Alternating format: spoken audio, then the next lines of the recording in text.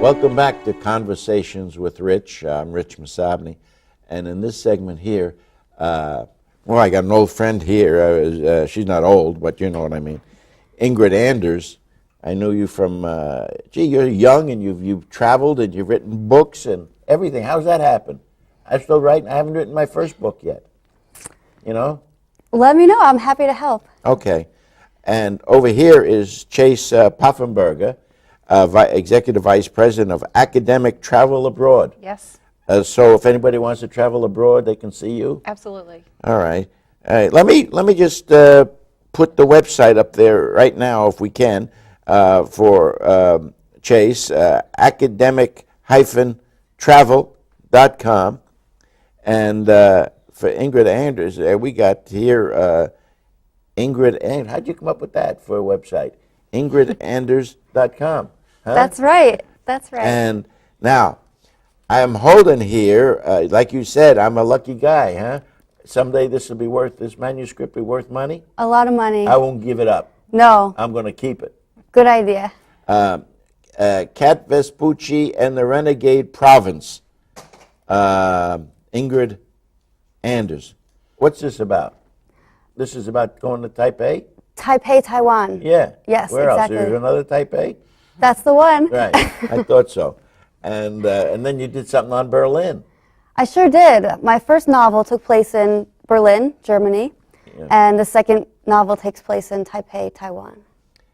Now, you two people here are in cahoots together? I mean, you work together?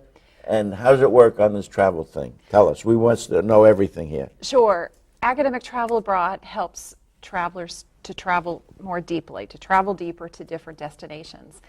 And Ingrid wrote an incredible story about the experience her character has in Berlin. Cat Vespucci. Cat Vespucci. And over the last year or so, we've been working more and more with different authors to bring their stories alive through travel.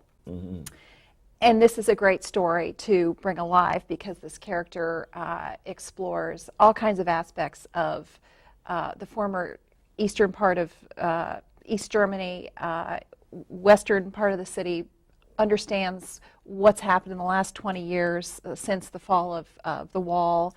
And it tells a real coming-of-age story, and we thought that would be a fabulous experience for people to have in a 4-day weekend going to Berlin. You can do that trip to Berlin was just 4 days. You didn't go any other parts of Germany or what?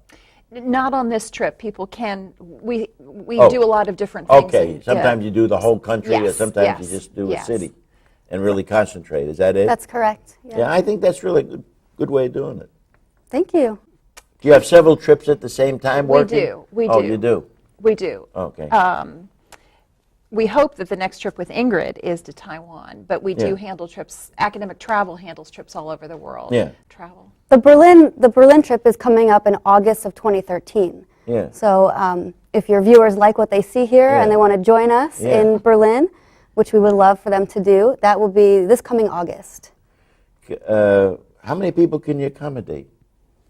15 is our ideal number, where it stays nice and intimate, and light, and enough time for me to interact with everybody. So 15 is a nice number. Yeah, workable.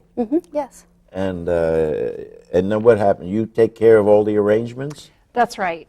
We are a very soup to nuts organization in terms of the traveler. We can make arrangements for them to come ahead of time, to stay later. They get a steady diet of information, reading lists, pre-trip mailings, luggage tags. Everything. Make life easy for them on the trip. Yes, and they get to travel with the author. Somebody who knows Berlin very well, speaks German. You're talking about Ingrid? Ingrid travels with on the trip. Where'd you learn the German? I studied German in school. Oh, okay. But my mom is German, so she helped a little. Yeah, I saw you talking to Hank. He's fluent too. Yes. One of my crew guys. He's great. But you travel too? I do. Or you just set it up? I'm mostly in the office, but everyone in our office travels a lot. We're a staff of wanderers, people who have lived and studied abroad all their lives, and we are constantly working on different itinerary ideas from North Korea to Tuscany. So it's a very dynamic. Now, I'm looking at some of the literature on you, Chase Poffenberger, that you earned a degree in Chinese studies Yes. from Wellesley College, and I won't say the year because you look far Right. too young to give this. In 2008, she was there. And a master's degree from University of Maryland. And you speak Chinese? Yes. It's rusty now, but Well, yes. give me a that's little what I rusty studied. Chinese, just something. Praise me or something in Chinese. I could. I love putting people Tell on you. the spot. Huh? 你很聪明. I agree with you on that. Anything else I'd question it. But can you really, seriously, are you fluent in the language? No, I'm not. And You have to really be Yeah. with it, don't you? She's I work excellent. I've heard her give a speech in Beijing Oh, in fluent Mandarin Chinese. really? Well, Now you chose to talk about Taiwan, That's right. which is considered to be a little renegade different. province. Yeah. A renegade province. Yes, yes, very good. democratic. Plugging it, They right, have right, a right. Democratic political system, but they have the 5,000-year-old culture that the mainland also has. We have very friendly government relations with Taiwan. Yeah, Yeah. yes, I know. Now, Kat Vespucci. I Yes. used to know a guy in Brooklyn, New York, Oh, a yeah. mafia guy named Vespucci. Is there anything to do with that? I don't know him. Oh, okay. Where'd you get the name from? From the explorer, Amerigo Vespucci. Oh, okay. I didn't connect it. Okay. He discovered America, or the territory. Yeah, sure. Yeah, I had dinner with him. It couldn't have been 2 weeks ago. But it sounds like a New Jersey, Yeah. you know. Sure, it's an Yeah. Italian name, and yeah. yeah, but it has that exploring background to it, and that's what she does. She, in a lot of ways, discovers America by going abroad. I'm reading right here, again, looking at your stuff here. What do you mean you have over 60 years in educational travel industry? Yeah, we just celebrated our 62nd anniversary as a Not company. you personally, though. Right. No, I didn't Not think me so. personally. Right. But our company has been around since 1950. We were set up to essentially put the Marshall Plan in action to bring Americans to see war-torn Europe after the war and to show Americans what the new Europe was going to be like. And ever since then, we have been in business taking students, adults, to various parts of the world and giving them an experience that they couldn't easily have on their own. And if I may add, all of the trips have an academic component, which makes them very special and allows the participants to go deeper into the country and often find things that they wouldn't find on their own.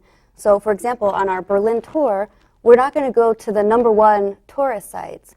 We're going to go a bit under the surface. We're going to go to places in the novel, but we're going to have some lectures and some local experts to give the background and the educational component to the experience. Sounds good. And that's what academic travel abroad does, Right. and why I'm so pleased to partner. Because I'm such an old coot, I got to ask you, I know how old you are, you're young. How did you get rolling in something like this? Doing all this stuff, you know? I was still spitting up at your age. It started with study abroad, Okay. where I studied abroad when I was in college, and then after that I taught English abroad, and that it always had that educational component, Okay. my travel, and I just loved that. Because to be a tourist can be a bit alienating. You don't know your way around, but Right. if you're studying, then you can really get under the surface, and that's what I've tried to do with the book, and what we're going to do with the tour, to get people really under the surface of the country. So if somebody's watching out here, we have a couple of viewers. You know, if somebody wants to make a trip with you, and Yes. I'll give you that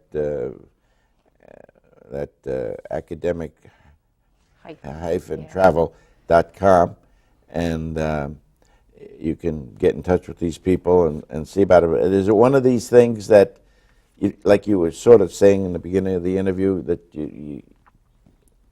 it's made easy for the travel person, right? Absolutely. You don't have to do this, you don't have to worry about this, you have to worry about the No. damn luggage, you have to worry about No. anything. You go there like an idiot, and they take care of everything. We're That's what I very, like, very full you service. know? You go there like an idiot and you leave an expert. Yeah, yeah. That's the perfect. transformational power of travel. Absolutely.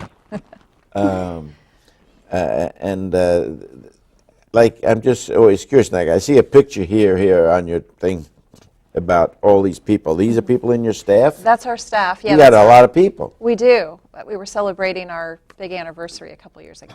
Do you know who started this thing 60 years ago? Yeah, a refugee who came to the States from Eastern Europe named Fritz Kaufmann. Okay, I just thought maybe, since I'm so old, I may have known him. Oh. But I never. I walked right into that one. I never met him. Yeah. You're headquartered around where? Where are you? We are in DuPont Circle in downtown Washington. Oh, okay. I'm going up there tonight in that area. But let me give this here, Ingrid Anders. Her website is ingridanders.com. It'll be on the screen, and the book is Cat Vespucci and the Renegade Prophets. I love that. Do you already know where you're going to do the third book on? I do. Tell us, please. I beg you, on this show. This would be the first official announcement. That's right.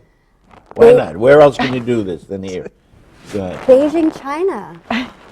Oh, wait a minute now. You're doing Taiwan, and now you're going to do mainland China. You got it. Exactly. Oh, boy. Exactly. You eat all the food, too, when you go to these places? I do eat all the food, and so does Cat Vespucci, so you'll get to read all about the crazy food that she eats when she's in Taipei. Yeah, I like Chinese food. Rich, I don't know if we've mentioned, but Ingrid Anders, our author, has been generous enough to offer a discount on her 4-day long weekend in Berlin Okay. of $150, which is approximately 10% off the price of the trip Hey, that's a good to deal. your viewers, in case there's someone out there who's ready to join us in Berlin in August. Can they contact you through that www.academic-travel.com? That's right. That's right. Sure can. And Academic Travel Abroad is the name of the company? Academic Travel Abroad. That's Yeah, right. yeah. That's right. So, there's a phone number there, too, somewhere, if you want to look them up. But it'll be on the website. And that's a pretty good deal. Can you cut me a deal, too? If Sure. Okay, I just want to know. If I can only get away. That's my problem. I don't know how to do it. You got to know somebody. You got to know the boss. You get away? Yeah. My wife is my boss. But we're both tied up. I don't know what it is. But I'm going to go to you people the next time I have free time. Thank you. Great. And let's see, we have, so this is a nice professional marriage you people have, isn't it? It is. Sure. We find working with authors to be a wonderful experience, and fans of authors are very loyal, and they love to have the story that they've fallen in love with kind of come to life, and the destination, in your case, is so dynamic. It's one of the hottest cities in Europe right now. It's great. Wonderful. Thank you, Rich. Thank you. Conversation with Rich.